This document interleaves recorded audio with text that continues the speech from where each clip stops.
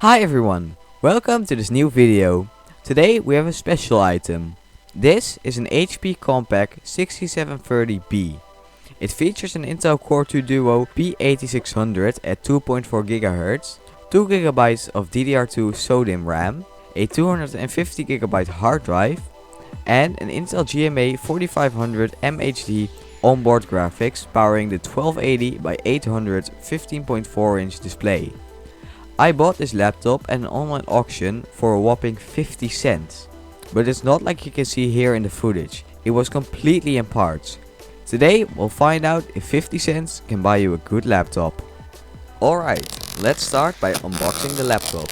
I just got the laptop in the mail and I haven't opened it yet. Let's see if it arrived okay.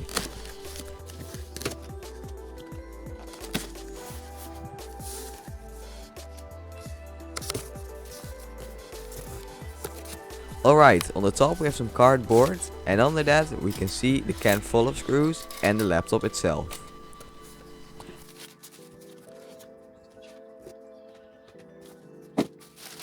Like you can see, the top can come right off because none of these parts have been screwed in. So let's first take it apart and see what we've got.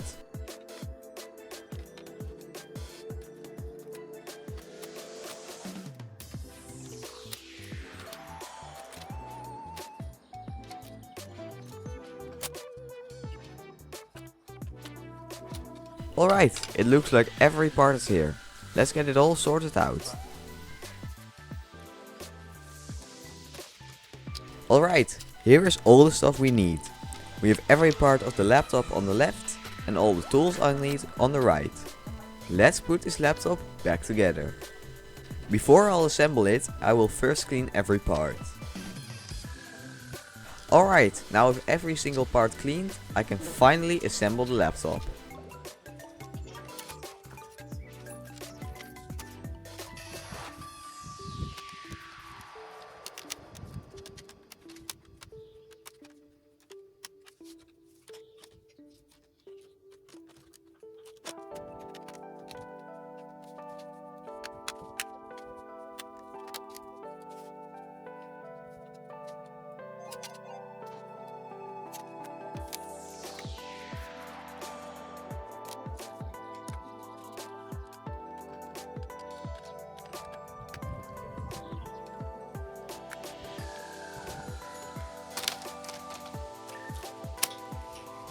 Alright, and finally the laptop is back in one piece again.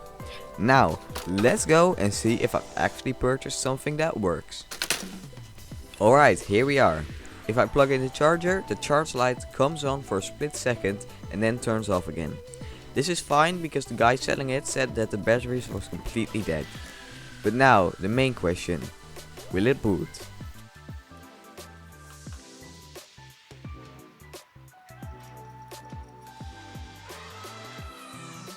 And yes, it does! It boots right up to the already pre-installed Windows 10 that was on the hard drive. This is great news!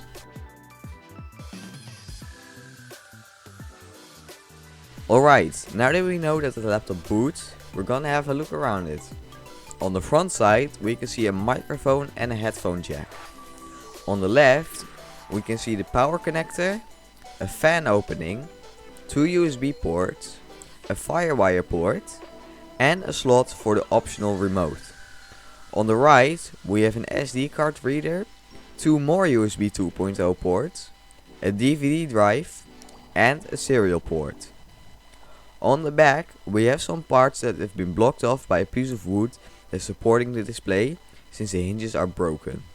These ports are an opening for a lock, a modem port, a LAN port, the VGA port, and an S-Video port. Alright, let's have a look at the hinge. The hinge on this laptop is broken, and because of that, the previous owner came up with this genius idea.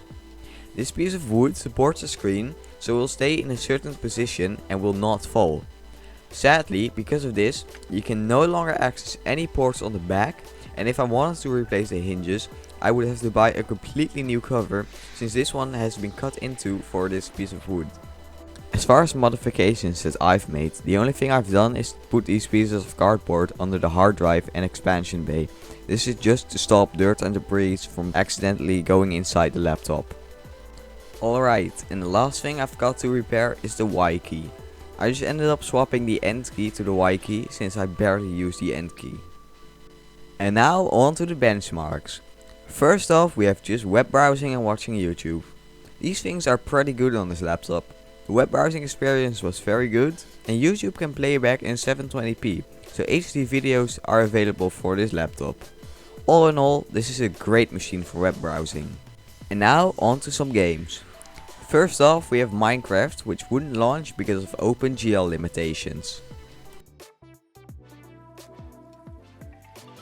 Then we have Roblox, which at least launched, but with an average FPS of 15 with 1% and 0.1% lows of 1 FPS on the lowest settings, I would not call this game playable.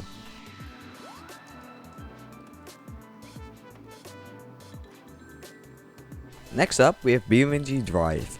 Sadly, this game also wouldn't launch.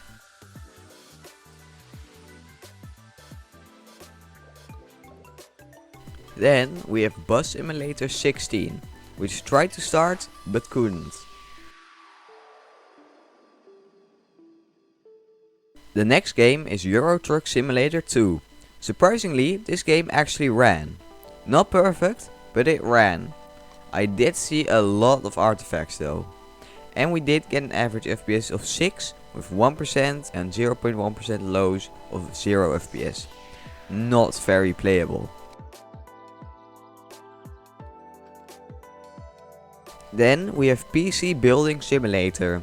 This game also did not load, and as such I was stuck on the loading screen until I had to reset the laptop.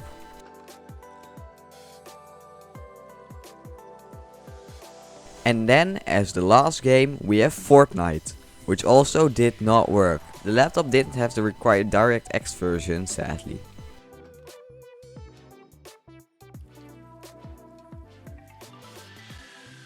Alright, and with that I'm going to shut down this laptop and give my final opinion about it. All in all, this was a fun project to work on and I'm happy I bought the laptop. The laptop still has the power for web browsing and I would guess that a bit more RAM could work wonders. Sadly, gaming is not something you can do on a 50-cent laptop. And with that, this video comes to an end.